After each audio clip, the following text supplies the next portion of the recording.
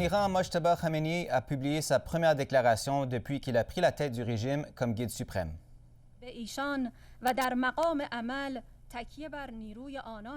Khamenei, qui n'a pas été vu ni entendu en public depuis le début de la guerre, n'a pas lui-même prononcé sa déclaration. Elle a plutôt été lue à la télévision d'État avec un avertissement clair. Le détroit d'Ormuz, cette artère essentielle du commerce mondial, restera fermé. Un moyen de pression contre les ennemis de l'Iran. Hier, 2 pétroliers au large de l'Irak ont été attaqués. L'Iran a revendiqué l'attaque, affirmant qu'un drone sous-marin avait fait exploser les navires. Pour analyser ce conflit et la crise énergétique qu'il provoque, je reçois Francis Perrin, directeur de recherche à l'Institut de relations internationales et stratégiques à Paris et chercheur associé au Policy Center for the New South à Rabat. Monsieur Perrin, bonsoir et merci d'être avec nous. Bonsoir et merci de votre invitation.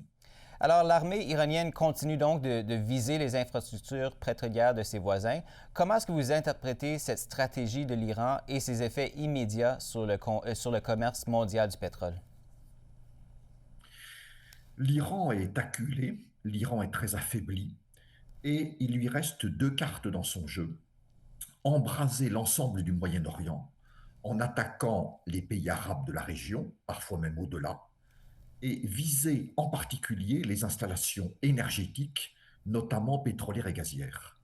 L'espoir est qu'en faisant cela, la République islamique d'Iran fera très peur aux pays arabes du Golfe et à l'ensemble du monde, notamment à travers l'enjeu pétrolier et gazier, et que différents pays feront pression sur Donald Trump pour que la guerre s'arrête, ce qui n'est pas certain vu la détermination américaine et sans doute encore plus israélienne.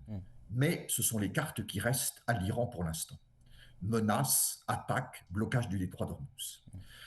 Ce blocage et ces attaques ont eu pour effet évident de pousser à la hausse les prix du pétrole et du gaz depuis le début de cette guerre. Nous sommes sur des prix du pétrole, si l'on prend le pétrole Brent, l'un des principaux bruts de référence dans le monde, d'environ $100 par baril. Et le 9 mars, on a même brièvement frôlé les $120 par baril avant de redescendre. Et les prix du gaz sont également en forte hausse depuis le début de la guerre. Donc c'est une stratégie qui est une stratégie évidemment pensée et en même temps un petit peu désespérée, parce que l'Iran accroît encore son isolement, notamment par rapport aux pays arabes du Golfe, dont il avait essayé de se rapprocher dans les dernières années. Lorsque vous bloquez Hormuz, lorsque vous endommagez des installations pétrolières, gazières, énergétiques clés dans les pays du Moyen-Orient, vous ne faites pas que des amis. Et puis, évidemment, ça gêne le commerce mondial de pétrole. Donc, nous avons un problème de prix. Les prix du pétrole et du gaz ont fortement augmenté et nous avons peut-être un problème de quantité, d'approvisionnement, d'où la décision récente de l'AIE, l'Agence internationale de l'énergie, qui a annoncé qu'elle allait mettre sur le marché à peu près 400 millions de barils de pétrole brut et de produits raffinés pour, d'une part, éviter à court terme une pénurie de pétrole dans le monde et d'autre part essayer de calmer la fièvre des marchés pétroliers en termes de montée des prix du pétrole. Justement, selon l'agence, c'est la plus grande libération de réserves de son histoire. Quel impact peut-on attendre de cette décision selon vous? C'est effectivement, indiscutablement, la plus grande mise sur le marché de stocks stratégiques de l'histoire de l'AIE qui commence en 1974. Ce n'est pas la première fois, il y a eu 1991, 2005, 2011, 2022 et maintenant 2026, mais jamais un volume aussi important n'avait été mis sur le marché par l'AIE. Le précédent le plus important, c'est la guerre en Ukraine 2022. On était à 180 millions de barils, donc c'est ici 2 fois plus. Le but, c'est d'éviter à court terme une pénurie physique de pétrole, donc une insuffisance de l'offre par rapport à la demande du fait du blocage d'Ormuz. L'autre but, c'est que les prix du pétrole ne s'affolent pas trop sur les marchés mondiaux. Sur ce deuxième point, depuis que l'annonce a été faite par l'AIE, qui est basée à Paris, cela n'a pas été un grand succès parce que les prix du pétrole n'ont pas baissé. Ils ont même un peu augmenté, ce qui est un peu évidemment contre-intuitif. Les raisons sont les suivantes. Sur les marchés pétroliers, les traders se disent Si l'AIE veut mettre 400 millions de barils sur le marché, c'est que vraiment la situation est très grave. Donc c'est peut-être encore plus inquiétant que ce qu'on pensait. Les traders pensent également qu'au vu du blocage du détroit d'Ormuz, ce ne sera pas forcément suffisant. 400 millions de barils, c'est énorme, mais c'est en fait 20 jours de ce qui passe normalement pour le détroit d'Ormuz, puisque par ce détroit, avant la guerre, passaient des navires pétroliers et des tankers transportant environ 20 millions de barils de pétrole par jour, de pétrole brut et de produits raffinés. Donc ça ne fait que 20 jours, c'est bien, mais évidemment, ce n'est pas énorme, surtout si l'on pense que le conflit pourrait durer plus longtemps que ce qui était prévu au départ. Hmm. Et puis l'AIE, la même AIE, a annoncé dans un nouveau rapport que les pays arabes du Golfe étaient en train de réduire leur production parce qu'ils n'arrivent plus à exporter et que ces réductions de production pourraient totaliser 10 millions de barils par jour, soit un peu moins de 10% de la production pétrolière mondiale.